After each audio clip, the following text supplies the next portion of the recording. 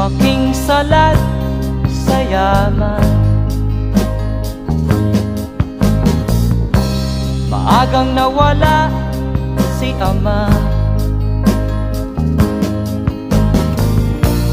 Ang ina ko na may mahina na,